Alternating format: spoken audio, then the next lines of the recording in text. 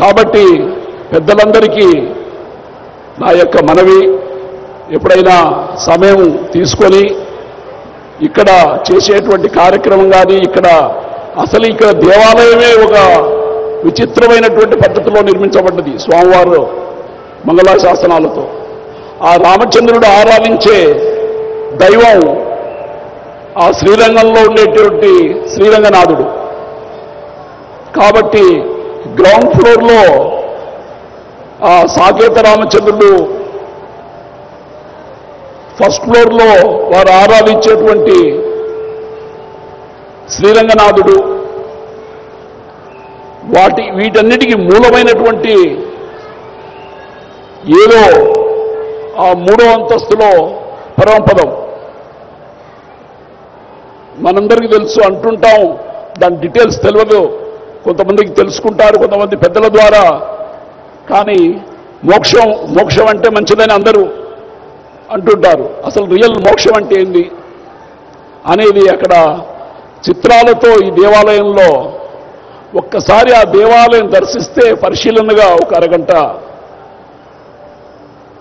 Total essence of our Vedas, మన జీవిత లక్ష్యం, మన జీవితానికి గమ్యం ఏంటి అనేది ఇక్కడ దివ్యశాకేత దేవాలయంలో మనం చక్కటి అనుభూతిని పొందడంలో సందేహం లేదు.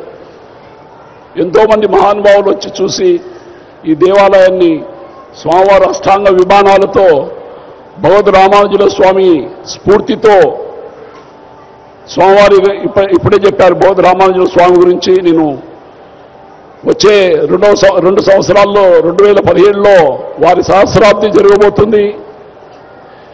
ఈ యొక్క దేవాలయ వ్యవస్థను మొత్తం ఇన్స్టిట్యూషనలైజ్ చేసి ఎలా నడపాలి అని నిర్ణయం చేసి శాసనం చేసినటువంటి మహానుభావుడు భగవద్ రామానుజాచార్య.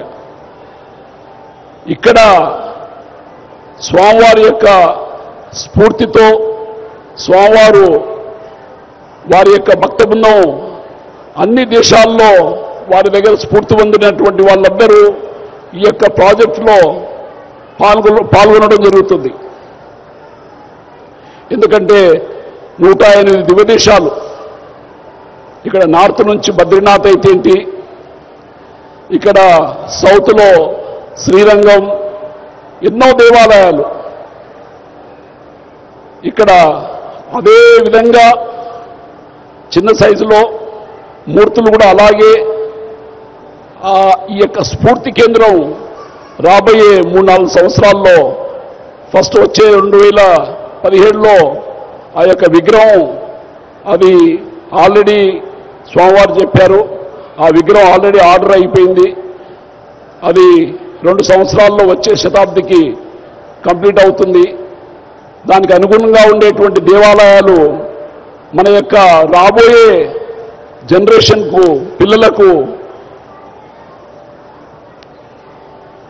వినోదాత్మకంగా దానిలో ఉండేటువంటి మన వేదాల్లో ఉండేటువంటి రహస్యాలన్నీ సులభతరంగా తెలుసుకోవడానికి ఈ యొక్క రూపకల్పన స్వామివారు గత 3 సంవత్సరాల నుంచి వారు స్వయంగా ఆలోచిస్తూ పెద్దలందరినీ, మహానుభావులందరినీ కూడా కన్సల్ట్ చేస్తూ రూపకల్పన చేయడం జరిగింది.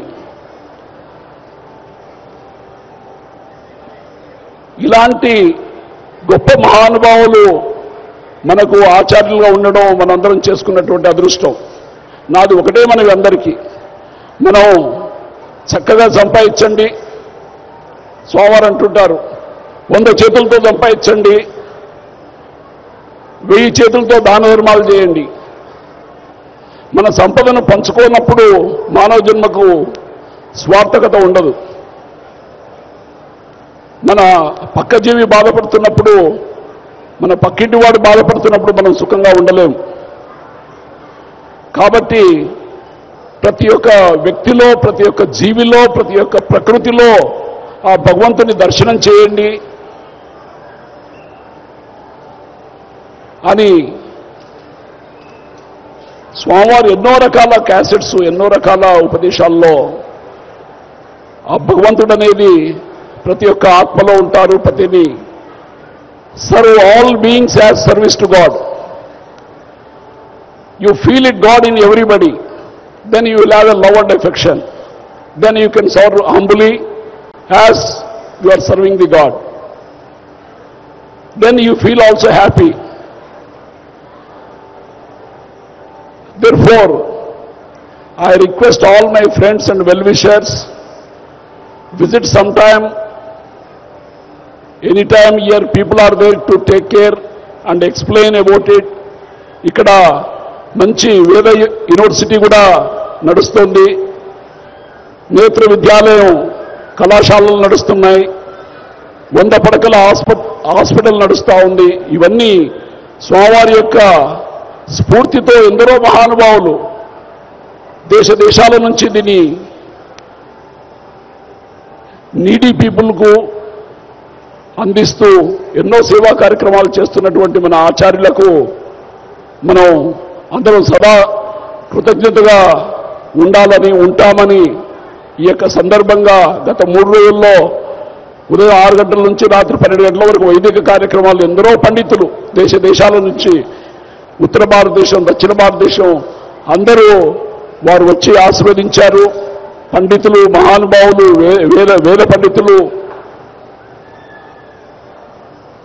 ఉభయ వేదాంత విద్వాంసులు వారందరికీ నా కృతజ్ఞతలు తెలియజేసుకుంటూ ఇక్కడికి విచ్చేసి నన్ను మనస్ఫూర్తిగా ఆశీర్వదించినటువంటి మీ అందరికీ మరొక్కసారి మనస్ఫూర్తిగా కృతజ్ఞతలు తెలియజేసుకుంటూ జై శ్రీమన్నారాయణ.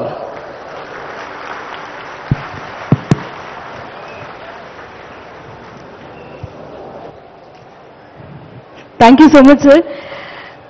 నిజంగా అందరూ చాలా సైలెంట్గా ఉండి పక్కన వాళ్ళతో మాట్లాడుతూ అలా కాకుండా చాలా నిశ్శబ్దంగా ఉండి ఏకాగ్రతతో వారి మాటలు విన్నారు. చాలా చాలా సంతోషం. ఎందుకంటే స్వయం కృషితో ఎదిగిన వ్యక్తులు అంటే జీవిత సత్యాల్ని తెలియజేస్తూ ఉంటారు. ఒక్కసారి ఇంకాస్త బ్రైట్ గా క్లాప్స్ మీ అందరి నుంచి మన డాక్టర్ జూపల్లి రామేశ్వరరావు గారికి, మరి my home group of companies కి చైర్మన్ రామేశ్వరరావు గారు అయితే